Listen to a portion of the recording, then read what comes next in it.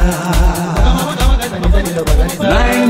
FM, 90 FM.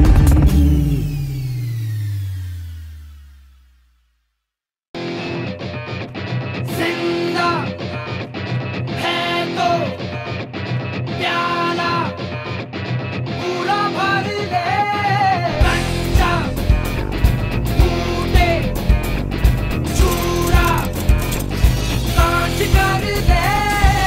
जिंदगी का ये घड़ाले एक सांस में चढ़ा ले, हिचकियों में क्या है मरना, पूरा मर ले। कोयला काला है, चट्टानों ने पाला है, अंदर काला बाहर काला, पर सच्चा है साला। हॅलो हाय नमस्कार श्रोते हो आणि प्रेक्षक हो, मी आरजे अँकर कोमल आपल्या सगळ्यांचं स्वागत करते आणि आपला एक आज वेगळा पॉडकास्ट म्हणणार नाही, खरं तर आज आपण मीडिया कव्हरेजसाठी आलेलो आहोत आणि तेही जवाहर विद्याभवनमध्ये. सालाबादप्रमाणे याही वर्षी घे भरारीचा उपक्रम पार पडतोय आणि आजच त्याचा उद्घाटन सोहळा नुकताच झालेला आहे आणि मला असं वाटतं इथल्या जवळपासच्या सगळ्या शाळांमधील विद्यार्थ्यांच्या कलागुणांना वाव देण्याचं काम घे भरारी हा उपक्रम करत असतो. आज नुकताच त्याचं उद्घाटन झालेलं आहे आणि या संदर्भात आज आपण मुख्याध्यापक जे आहे त्यांच्यासोबत संवाद साधणार आहोत, बातचीत करणार आहोत. मॅडम काय सांगाल, आपल्या शाळेमध्ये नेहमीच वेगवेगळे उपक्रम राबवले जातात आणि घे भरारी कला क्रीडा व सांस्कृतिक महोत्सव सगळ्यात मोठा महोत्सव असतो. आज सुरुवात झालेली आहे, कशा प्रकारे विद्यार्थ्यांचा प्रतिसाद मिळतोय काय सांगाल? मी पकड लोकमान्य शिक्षण संस्था संचालित शरद आचार्य क्रीडा केंद्र आयोजित जवाहर विद्याभवन या ठिकाणी घे भरारी क्रीडा सांस्कृतिक कला महोत्सव सुरू झालेले आहे आजपासून. सर्वप्रथम मी सर्व स्पर्धकांना खूप खूप शुभेच्छा देते आणि ज्या ज्या शाळांनी या ठिकाणी भाग घेतला आणि आम्हाला सहकार्य केलं त्यांचेही मी आभार व्यक्त करते. आज क्रिकेट, वॉल पेंटिंग, गोळाफेक, लांब उडी अशा विविध स्पर्धांचं आयोजन आज केलेलं आहे.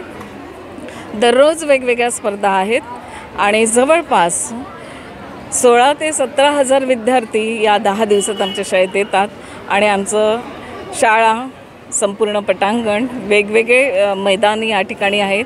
या ठिकाणी आपण उभा आहोत ते टर्फ आहेत.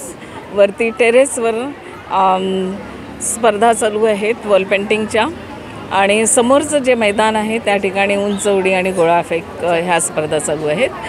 अशा सर्व मैदानावर वेगवेगळ्या शाळेची मुलं वेगवेगळ्या युनिफॉर्ममध्ये बघून आमचा अगदी हर्ष आनंद मावेनासा होतो आणि मुलांना बघून तर खरंच खूप आनंद होतो. आणि या सर्व मुलांमध्ये जे विविध गुण आहेत त्या कलागुणांना वाव मिळावा. चेंबूरचे सर्व जे शाळा आहेत, चेंबूरच नाही तर गोवंडी, मानपूर या ठिकाणाहून पण शाळा येतात. घाटकोपरवरून शाळा येतात आणि आधीपासून म्हणजे जसं वर्ष सुरू होतं तसं शाळा या स्पर्धांसाठी वाट बघत असतात, तयारी करत असतात आणि प्रचंड मोठ्या सहकार्य आम्हाला या ठिकाणी करतात. सर्व शाळांचे मनापासून आभार.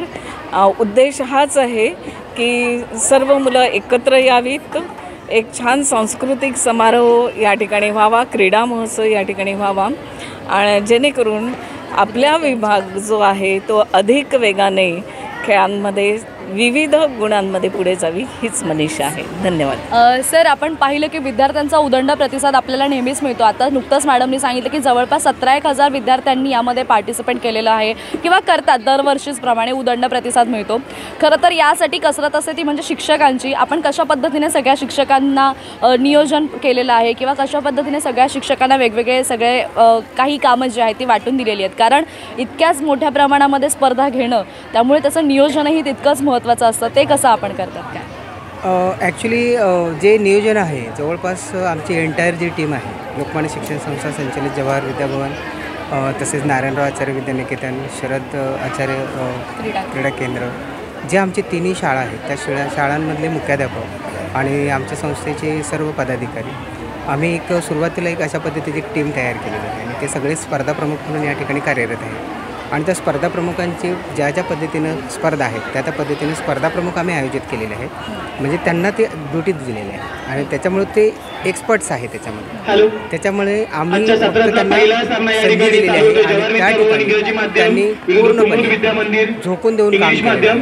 आणि त्यांनी त्यांची टीम अशा पद्धतीने सेटअप करून ठेवलेलं आहे की त्याच्यामध्ये 99% काम हे आमचं ओके झालेलं आहे आणि खूप चांगल्या प्रकारे प्रतिसाद आहे. हे आमचं आता ह्या वर्षीचं पण टार्गेट खूप चांगलं आहे.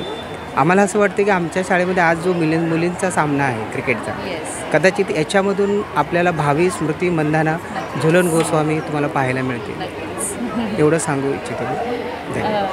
नक्कीच. म्हणजे काय तर एकंदरीत जवळपासचे सगळे विद्यार्थी आहेत त्यांच्या कलागुणांना वाव मिळावा किंवा त्याचबरोबर त्यांच्यातील जे क्रीडा कौशल्य आहे ते बाहेर निघावं, त्यांना एक व्यासपीठ उपलब्ध करून द्यावं, यासाठीच शरद क्रीडा केंद्र माध्यमातून ह्या सगळा जो एक महोत्सव आहे तो इथे राबवला जातो आणि त्याला उदंड असा प्रतिसाद मिळतो. आपणही आचार्य 90 FMच्या वतीने काही आगामी पुढचे जे दिवस आहेत ते सगळे आपण सगळ्या स्पर्धा असतील, सगळे खेळ असतील किंवा नृत्य स्पर्धा किंवा सांस्कृतिक कार्यक्रम असतील, एकंदरीत सगळ्याच गोष्टी आम्ही तुमच्यापर्यंत पोहोचवण्याचा नक्की प्रयत्न करू. त्यासाठी स्टेट येऊन ऐकत रहा, पाहत रहा आचार्य 90 FM, युअर ओन रेडिओ.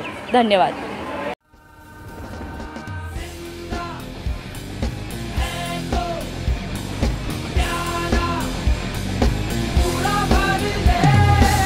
जिंदगी का ये घड़ा ले एक सांस में चढ़ा ले, हिचकियों में पहिल्या षटकातील पहिला चेंडू